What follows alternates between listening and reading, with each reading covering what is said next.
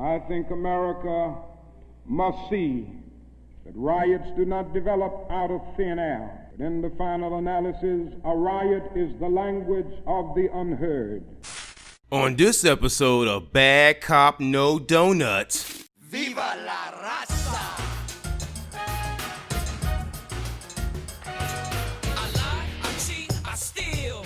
I lie, I cheat, I steal. Yo. Michael, on Friday we told you about a lawsuit filed against Spartanburg County Sheriff Chuck Wright by a man who claims deputies seized a large amount of money from his car, even though they never charged him with a criminal offense. I don't owe you an apology for doing my job. Over the last 5 years, police agencies in the state have collected $22.7 million in assets through civil forfeiture, often without charging or convicting someone of a crime. I don't owe you an apology for doing my job. In early April, Sheriff Chuck Wright compared the NAACP to the KKK.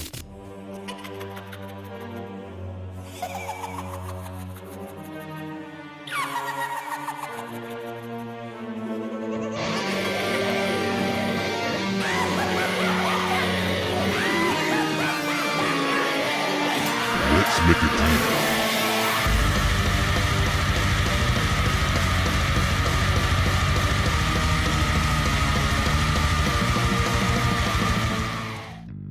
this video will target the entire Spartanburg County Sheriff's Department, but we can't get into the actual Sheriff's Department without first discussing the sheriff. Now, Sheriff Wright has been the sheriff since 2004, but he has been a law enforcement officer in Spartanburg County since 1986, and that's kind of funny because that is the exact same year that I was born. And it just seems like since I was born and since I was a kid all the way up until now, I've always heard that if you were to just drive through Spartanburg and you happen to have a good sum of money on you, and if there were a, let's say, routine traffic stop like a tail light is out, or a deputy claims that, well, you were going 5 miles over the speed limit, and they ask you for ID, and then you open your wallet and they say, Eureka, look at all that cash. Are you a drug dealer, sir? Did you steal that money? Is this money being used in the commission of a crime? And of course, you would respond with, of course not. It's just money from my paycheck. Well, that sheriff's deputy, as many deputies have been doing in Spartanburg, would just take your money, and even if you aren't charged with a crime, which would of course mean you certainly could not have been convicted of a crime, they won't return your money. And if you're doubting that this would happen, not only do we have news article after news article about this, but Sheriff Wright is currently facing a lawsuit from a black man in South Carolina. And by the way, black people in Spartanburg are disproportionately targeted for civil forfeiture, and this lawsuit is still ongoing right now. Have a look for yourself. Agencies across South Carolina are collecting millions of dollars off something called civil forfeitures. That's when officers seize money or property, often without charging someone with a crime. As WYFF News Force Tim Waller found out, law enforcement agencies are raking in millions each year. Tim? Michael, on Friday we told you about a lawsuit filed against Spartanburg County Sheriff Chuck Wright by a man who claims deputies seized a large amount of money from his car, even though they never charged him with a criminal offense. More than 1,000 vehicles were stopped during the sting and nearly 200 people were searched.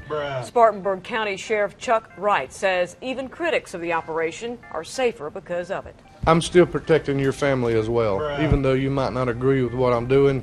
Now, if you want a good representation of just how terrible these civil forfeitures truly are, then allow me to use some math. Now, as of current population estimates, South Carolina only has 5,149,000 people. In the third most populated country on planet Earth, then that would mean that your population size of law enforcement officers should be even lower, because generally speaking, the population size of police officers is almost always lower by multitudes than that of citizens. In just 3 years' time, Sheriff Wright and the Spartanburg County Sheriff's Department has collected over $3.5 million from citizens, when in most cases, those people weren't even charged with a crime.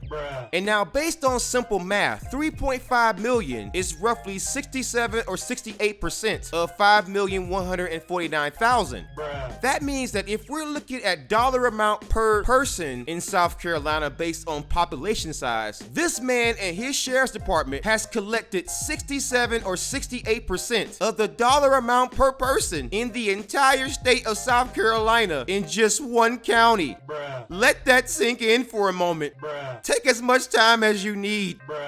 The name Sheriff Chuck Wright has been in the mainstream media for very good reason. And trust me, when you get a load of all the things that this guy has said and the lawsuits he has faced and is currently facing, you'll begin to see why there might be a little bit of an issue here. Time is up. Now it's time for new blood, somebody else with a new way of thinking. A unified message from leaders of NAACP branches in Spartanburg County. I understand he has tried to paint the blanket of being a person that doesn't want to deal with color, but even in the age of Obama, color still is relevant. In early April, Sheriff Chuck Wright compared the NAACP to the KKK. We encourage the preachers, the African-American preachers, to get involved with him. And now for him to say what he said about the NAACP, putting our name in the same sentence of the KKK, that was heartbreaking to me. I understand that's only one man that spoke, but it represents our police department.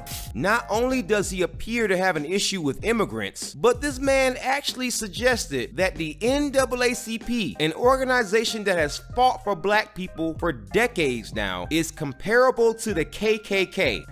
Now mind you, the KKK used to kill black people and are an actual terrorist group. Somehow, some way, the NAACP is comparable to a bunch of people who wear white sheets, burn crosses, harm innocent people, and does their very best to support white supremacy.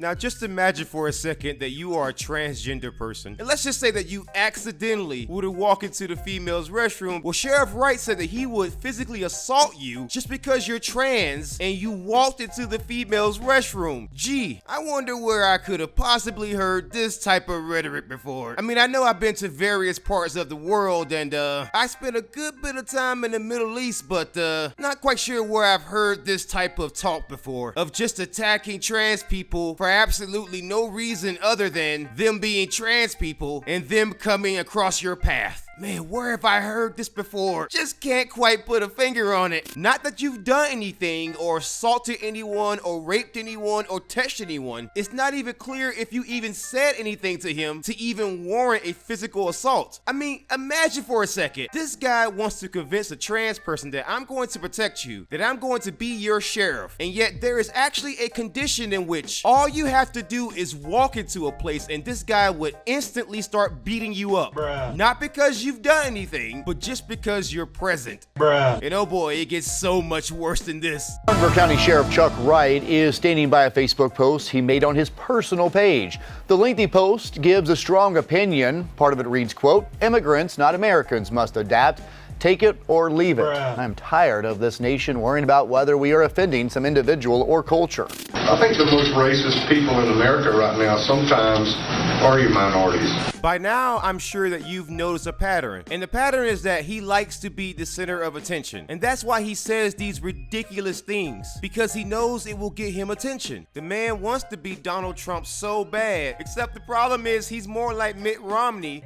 If you're gonna just steal money like this. And at least with Mitt Romney, there's the Mormonism, so at least that's kind of interesting.